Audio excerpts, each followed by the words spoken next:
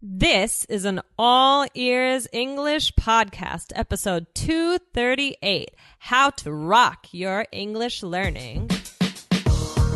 Welcome to the All Ears English podcast, downloaded more than 5 million times. We believe in connection, not perfection. You'll finally get real native English conversation with your American hosts, Lindsay McMahon, the English adventurer, and Michelle Kaplan, the New York radio girl, coming to you from Boston and New York City, USA.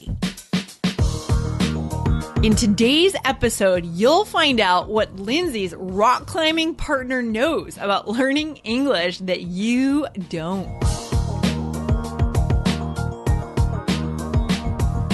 Hey, Michelle, what's happening? Not too much, Lindsay. How are you? Good. I'm happy to be here today recording this show with you. Me too. Yeah, awesome. So, do you want to know what I did a couple weeks ago? What did you do? I went rock climbing. Really? I know. It was really cool. Have you ever been rock climbing? I have. I've been to like a rock climbing wall, and actually I've been rappelling before. Ooh, what is that? Rappelling is where you put on a harness and you start at the top and you walk backwards down on this harness. Whoa. So you're going down with gravity, right? Yeah. You're letting the gravity pull you down. And that sounds a little scary. Were you scared? Yes, terrified, but it was it was really fun. I'm not really the type of person that does a lot of those kinds of things, but I enjoyed it. Yeah. I mean, so when I went rock climbing, I learned that, so I was taking a lesson from a couple of my friends. I had the harness on. It was crazy. It was really hard and scary because if you're not using the harness, you can just fall right down and you can get hurt, right? So my friend said something really interesting that I think our listeners can actually use this insight to apply it to their English learning and their life. Do you want to know what she told me? What'd she tell you? Okay. She told me, whenever you aren't sure what to do, always take the next easiest step. That's really good advice. It's so deep. No, but it's practical, right? So you're on the wall and your arm is on one, I don't know what you call them, but the little spokes that you grab onto when you're climbing rock, you're rock climbing, and then you don't know how you're going to get to the top of the wall. But the only thing you can do is find the next easiest step. Yeah. Yeah. So I think this really applies to life because it's so easy to think ahead 5 steps, right? And we get really stressed out about what to do when we get to that point. But really, all we need to do is think about the next step that we can take. Exactly. Are you on our email list yet? Join more than 5,000 other All Ears English listeners and make sure you don't miss any of our amazing All Ears English episodes. Get on our list now and we'll send you a weekly summary of the most exciting and interesting All Ears English moments every week. These episodes are hot, so go to allearsenglish.com/hot. That's allearsenglish.com/HOT.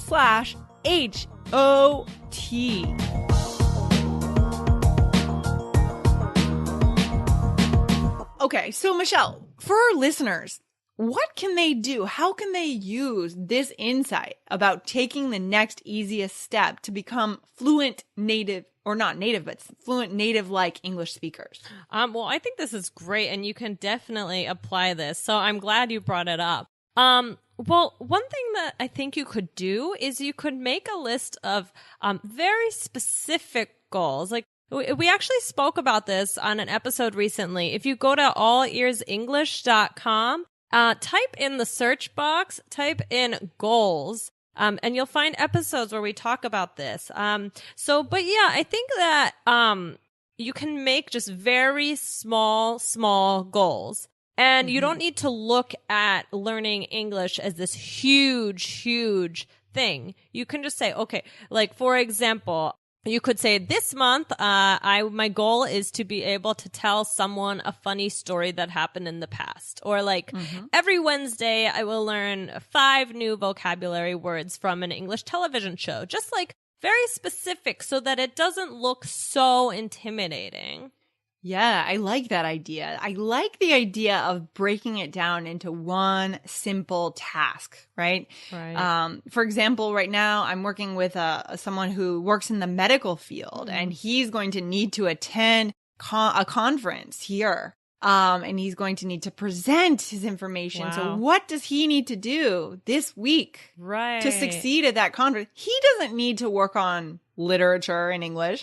Right. or other things that are not related to the conference. He needs to focus on the presentation, only on the phrases that he needs for that presentation. So what's the next logical step? So each day we meet, we're going to take the next simple step. We're not going to get stressed out about that presentation or about some skill that he'll need in the future, right? 6 months down the road. Right, right. I think that, things are a lot less overwhelming when you break them into smaller pieces, like, yeah, for your student, I just think if he looks at, learning English and just everything, it just can be very intimidating, very overwhelming. But if he thinks, okay, no, my goal is to do this presentation, what is the exact next thing I need to do? I think that that's a great example. Yeah. And I think a lot of our listeners tend to think about the big picture. I need to improve my English. Right. Well, that's so general. Right. Right. And that creates anxiety because what's the answer to that? The feeling is always that you're not good enough at your English, guys. But think about why you need English. Like, what is the next task you need to do? And then break it down into simple steps. Another analogy for this outside of language learning is within business building. When we build a new product, we have to put together a launch. And I know some of our listeners are internet entrepreneurs. I think they know who they are and they're listening to this and they can relate to this. But if you've ever worked in the business world and you've had to launch a product, you know that it's an incredibly complex process. But what we do is we break it down into simple steps. What do we do on day 1, day 2, day 3, day 4, and we do each thing one at a time. Yeah, I think that's great. I don't think that you should look at, I want to make a business, right? Yeah. You know your final goal and that's good. But just thinking, you might never even start if you only think of the end task. That's it. I think that's it, Michelle. What you said is really relevant and that's the key. And I really struggle with this. I have to be honest. When I want to take on a task, I think, oh my gosh, it's such a big task and I want to do it well. And then sometimes I don't even get started because I don't know where to start. Yeah. I'm really guilty of this one, I think. Can you, do you have any examples of when this has happened to you? Well, I mean, I would, the thing that you made me think of was songwriting because, I don't know. Maybe this is a topic for a later episode. Writer's block. Oh, good one. So I mean, it's been a long time since I've really been able to write a lot of songs. And I used to just walk down the street and have an idea pop into my head like it was nothing. And for a long time, I've had trouble with this. And I get so frustrated. I want to be able to write more songs. Why can't I do this? But really, I mean, I think I'm going to learn something definitely from this episode is maybe I need to make it a smaller step. Maybe I just need to think of like a small melody or think of one idea instead of just, I'm having trouble writing songs, just think, okay, like one part of one song or one small idea, Well, what changed for you? I mean, what changed from the time that you were able to easily come up with an idea every day to now? What changed? That's a great question. Wow. I don't know. I think really just like I got very like busy and very, focused on my future. What am I doing next? What am I doing next? And I think that, I got a little anxious and it's also kind of honestly, when you write a song, it's like very personal and, I don't know. I became, I think, a little afraid to like share or something like that. So maybe fear.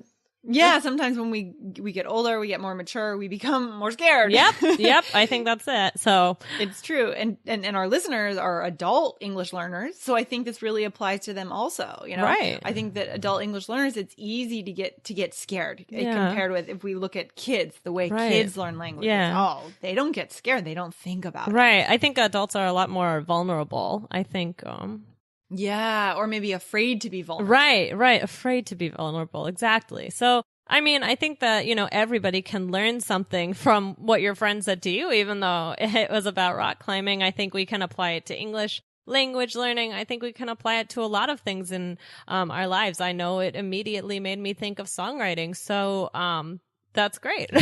Yeah, absolutely. So I just want to repeat this quote and just to finish off today's episode. So guys, whenever you aren't sure what to do, always take the next easiest step. It's so simple. So think today about how you can apply that to your English learning. What do you need to do with your English in the short term? And what is the next step you need to take? And do that today. So, Michelle, thanks for joining us today. Thank you, Lindsay. Yeah, take care. Okay, great. Have a good day. Bye. If you believe in connection, not perfection, and you want to put your ears into English more often, please subscribe to our podcast in iTunes on your computer or on your smartphone. And hey, if you liked today's show, please let us know with a review in iTunes. Thanks so much for listening and see you next time.